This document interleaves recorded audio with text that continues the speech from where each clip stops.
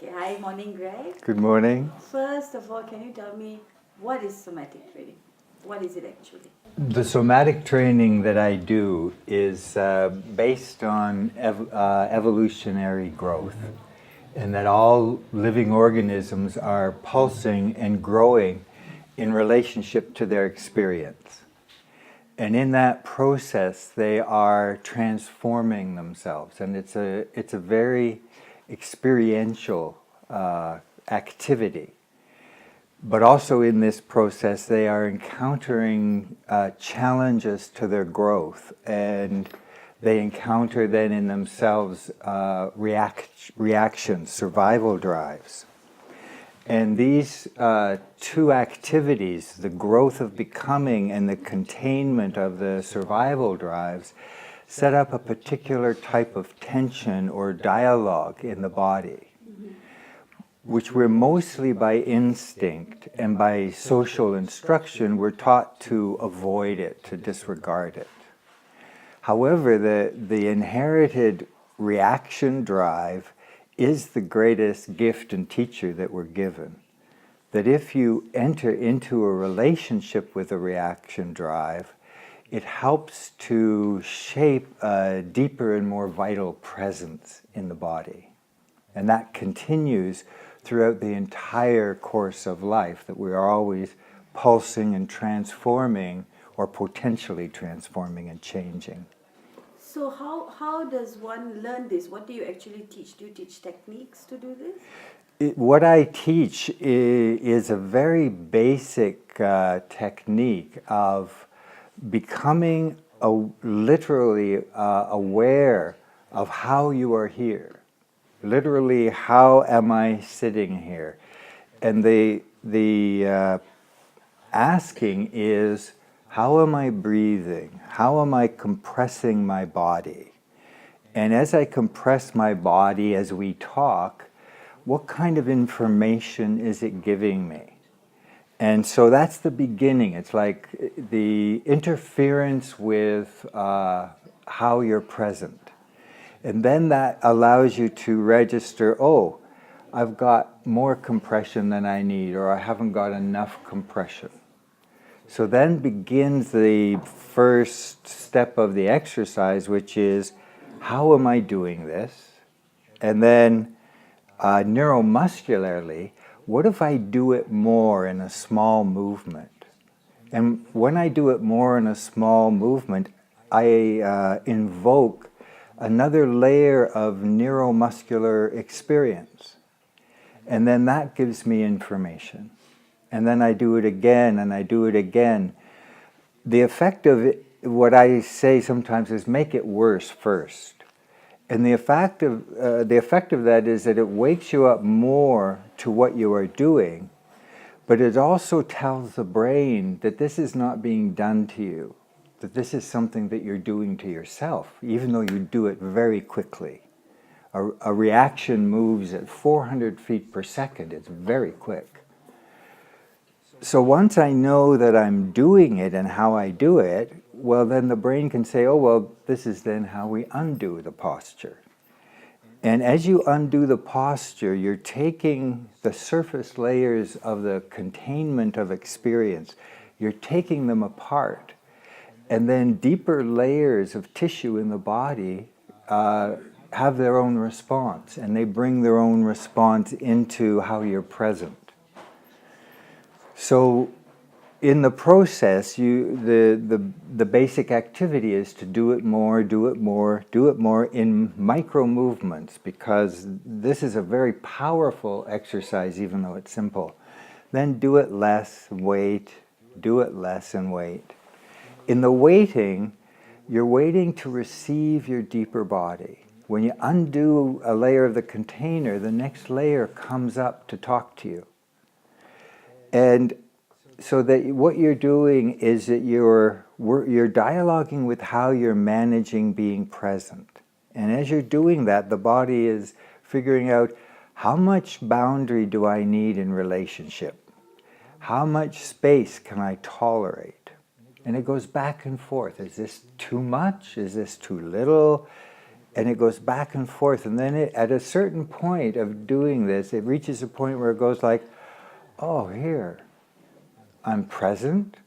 I might be uncomfortable or I might be comfortable, but it doesn't matter. Because I can feel a depth of how I'm here sitting with you. And at the same time, I can feel more of your depth. And then I'm in a more stable place. And then from there I can start all over again. So that's the basic exercise.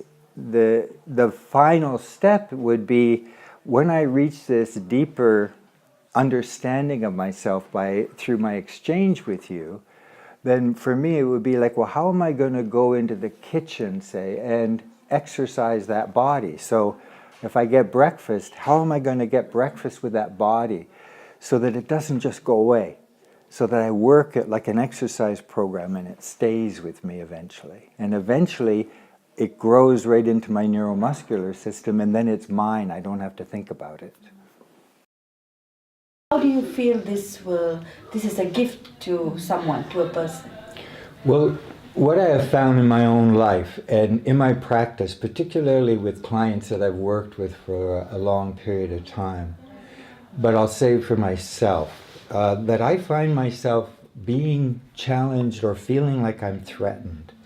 And I find that my body then starts to go to an old familiar reaction. And then, without my willing it, because it's learned something right in the experiential body, it shifts its posture and it comes present from a deeper place. And in this place then, I have a whole range of choice that I didn't have before when I was in reaction. And so the effect of this has been, both for me and my clients, is a deepening of vitality and responsiveness in the world, and an ability to take in more and more people and more situations and feel less threatened. And then to let those people or those situations wake them up. Oh, here's something new. How can I go deeper and learn from this experience, whether it's good or bad? And so that the body moves much more quickly from a two-dimensional reactive state. I either have to attack you or I have to run away, to, oh, how can I taste this? How can I let this grow me? Because in this posture of being present, then the growth drive and the transformation is possible. You're not shutting that down.